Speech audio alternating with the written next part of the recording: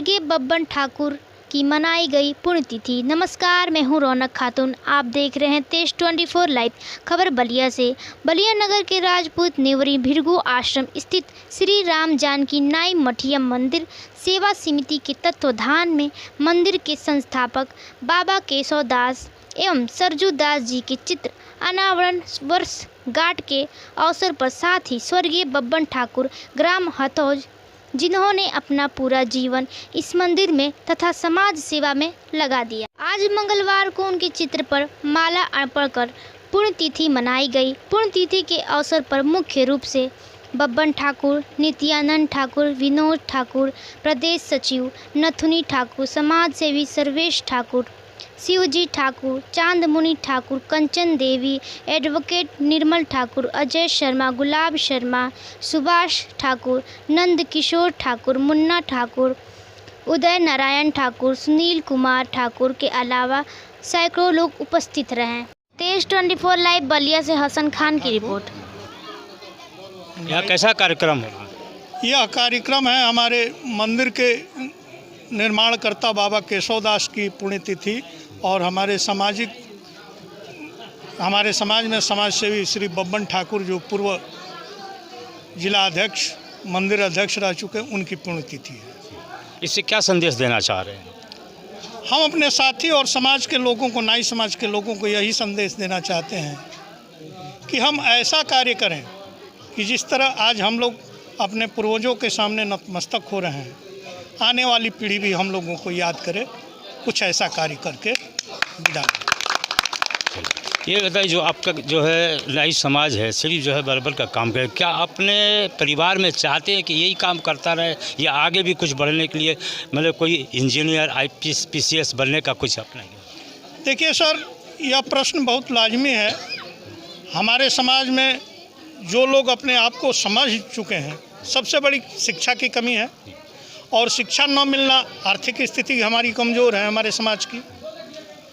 और उसके साथ अगर जो लोग हमारे समाज में शिक्षित हो गए हैं उनका तो विकास शुरू हो गया है, लेकिन जहाँ अशिक्षा है, हम लोग एक संगठन के माध्यम से अपने समाज को जागृत करने का काम करते हैं कि शिक्षा ही सर्वोपरि है। शिक्षा है तो सब कुछ है। शिक्षा वह चाबी है कि हर विकास के ताले को खोल सकती है। इस पर जो आपने संदेश दिया, क्या इस पर कोई प्रभाव पड़ा? इस पर प्रभाव तो बहुत पड़ा है। आज श्री बब्बन ठाकुर हम लोगों के चाचा, हमारे चाचा जी थे, उनके नेतृत्व में भी मैंने काम किया और आज उन्हीं का देन है कि हम भी राजनीति से लेकर के सामाजिक राजनीति हो, चाहे प्रादेशिक राजनीति हो, जिले की राजनीति हो, हम लोगों में जागृति पैदा हुई, राजनीति करना शुरू किए, समाज को एक करने का संकल्प लिए हुए हैं और समाज धीरे धीरे हमारा जागरूक हो रहा है। आप सर्वेश ठाकुर, आप भी बताइए, आप क्या कहना चाहते हैं?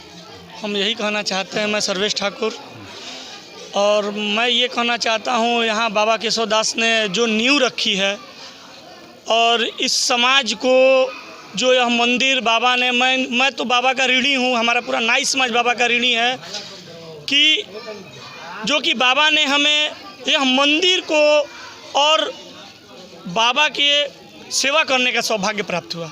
अब युवा पीढ़ी में है, आप अपनी युवा पीढ़ी को क्या संदेश देना चाह रहे हैं? मैं अपनी युवा पीढ़ी को यही संदेश देना चाहता हूँ कि हमारी जो भी युवा पीढ़ी है, वो नाई का काम करती हो या डॉक्टर हो या इंजीनियर हो, जो भी हो, अपने समाज के लोगों को जहाँ भी रहे अपने युवाओं को देखे।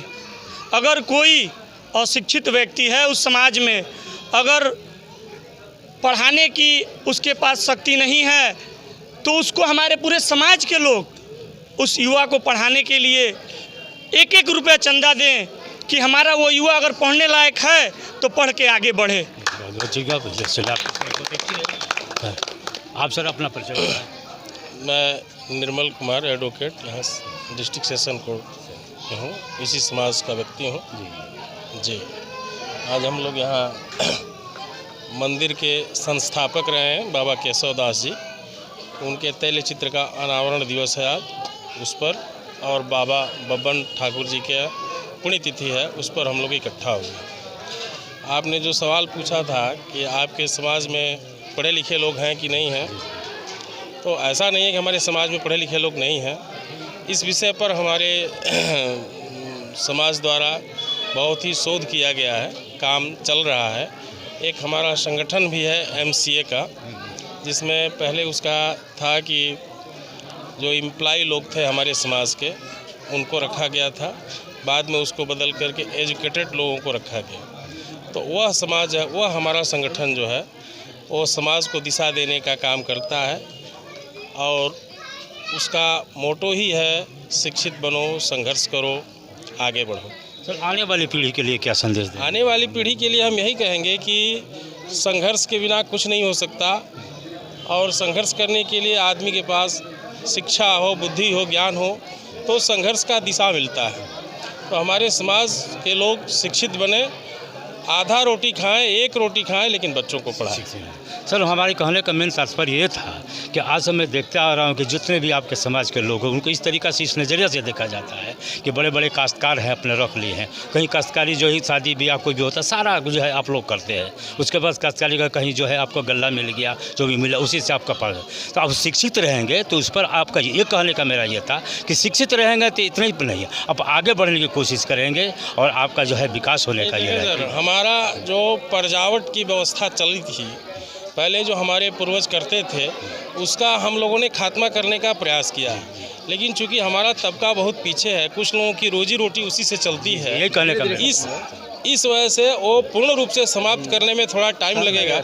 लेकिन ये समझ लीजिए कि जैसे आज़ादी की लड़ाई शुरू हुई थी और 100 साल 150 सालों के संघर्षों के बाद जो है हमको आज़ादी मिली थी, उसी तरह से यह लड़ाई शुरू हुई है हमारे समाज के बुद्धिजीवियों द्वारा। तो यह भी, इसमें भी हम सफलता पाएंगे, यह हमको पूरा विश्वास है। मैं एक बात बस कहना चाहता हूँ कि जो नाई का काम है वो हमारा काम नहीं है, वो हमारा व्यवसाय है और उस व्यवसाय से हमारा परिवार चलता है। अगर कोई यह कहे कि नाई का लड़का बाल ही काटेगा तो ऐसा नहीं हो सकता है। वो डॉक्टर, इंजीनियर, IAS, PCS भी बन सकता है। और लोग कहते हैं कि नाई का बच्चा ही किसी शादी बुआ में जाएगा और शादी कराएगा, तो ऐसा नहीं है। कोई चमार है तो चमड़ा का कपड़ा व्यवसाय ही करेगा, तो ऐसा नहीं है। वो उनका व्यवसाय है, न कि उनकी परंपरागत और जो पूर्वजों से चला आ रहा है उनका व्यवसाय धंधा। ऐसा कुछ नहीं है कि वही करेगा। क्या बड़े बड़े लोग चमड़े का व्यवसाय नहीं कर रहे हैं, नाई का दुकान नहीं खोल रहे हैं? चलिए ठीक है। यह आप जो है, मैं अभी नाई समाज के में मंदिर में श्री राम जानकी मठिया मंदिर राजकीय में मैं मौजूद हूँ। अभी सुन रहे थे, अभी मैं तेज 24 लाइव से कैमरामैन मुजीब के साथ मैं हसन खान। धन्यवाद।